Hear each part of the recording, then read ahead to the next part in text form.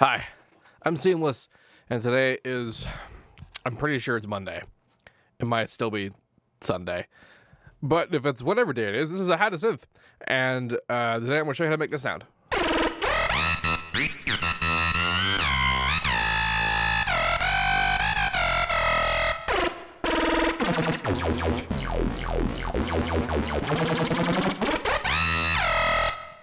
Neat.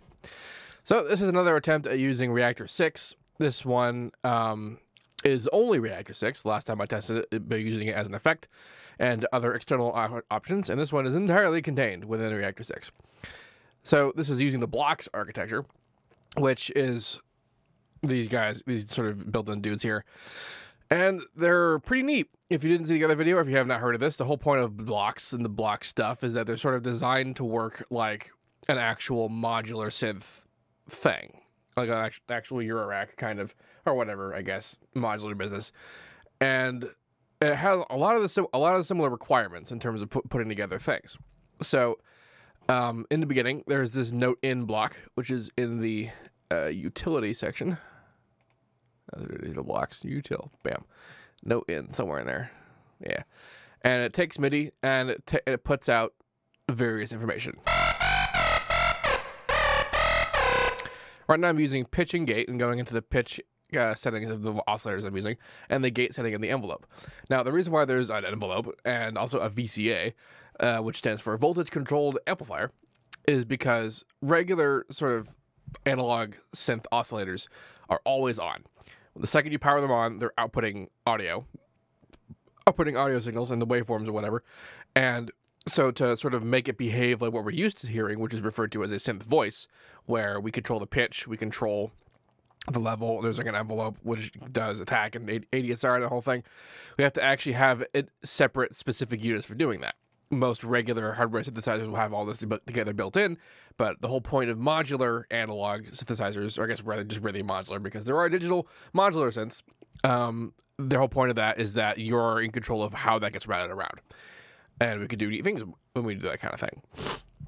For example, one of the neat coolness about this is that if you ever use the driver distortion unit from Native Instruments, you might remember that there's actually, like, if you turn the res up too high, you get it essentially self oscillates, and you get just a tone that's kind of there forever. But because I had that before the VCA gets triggered by the gate, by the envelope, which is just straight up. It's just flat. I didn't really do much with the envelope. It's just no attack, no decay, full sustain, no release. So it's just on. And so that means that when I hit the note, it's on, and then when I let go of the note, it just shuts off. And because this is the VCA is post the driver, we don't get any of that release business, any of the resonance kind of standing around. You can see there's also a bunch of other inputs, that kind of thing. There's a lot of stuff I haven't really just messed around with yet. I'm still kind of feeling out how this is working. Apparently, one of the features of the whole Reaktor 6 block architecture is that it actually is all at the levels and controls in such a way that it can actually communicate with actual modular synths directly. And I think I'll try that out pretty soon. Anyway, the actual setup here is that I have this multi-wave oscillator thing, which allows you to sort of fade in oscillators. Also a sub and a noise, and I have it on a slightly skewed pulse width on the pulse, which is just a square. Coming out of that, going in the driver, and then the driver is being oscillated by this secondary oscillator over here, which is all way to hell down here.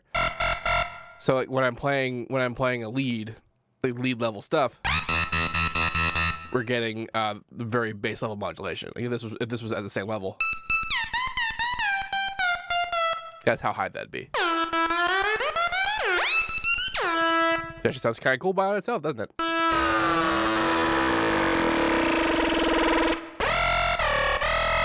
And I've also got this tiniest bit of fine-tuning going on so that it's not perfectly static, which would sound like if it was this.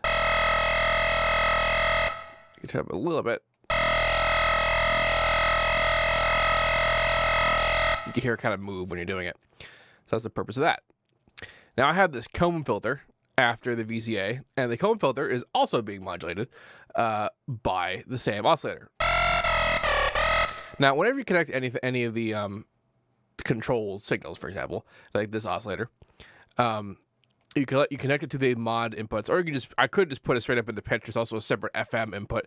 I could have done that, but I did the mod, and the reason I did the mod is because when you select, you can see whenever it gets played, the modulation input lights up.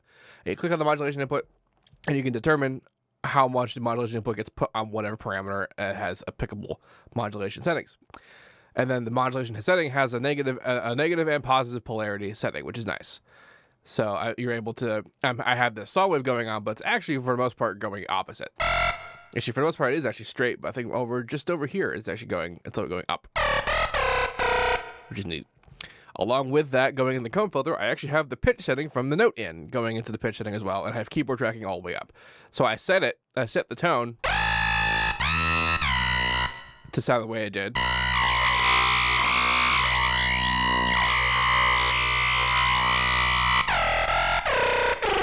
And that profile is kept whenever the notes change, so that it's not just the same filter position. It's just key tracking. That's really all it is, which is cool as hell. What else? And also controlling the feedback, which actually you can hear it happening way down there. The kind of the really watery sounding bit on the higher frequencies is a result of higher feedback, but then it calms down when it gets lower.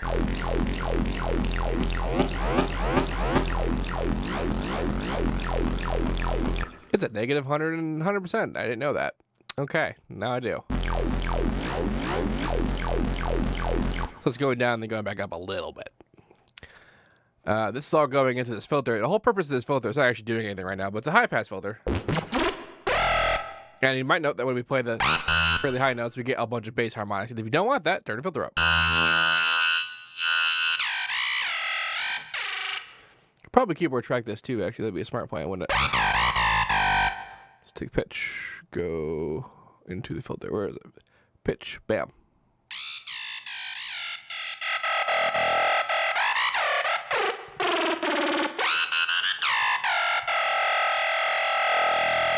But if you like the lower harmonics, then don't do that.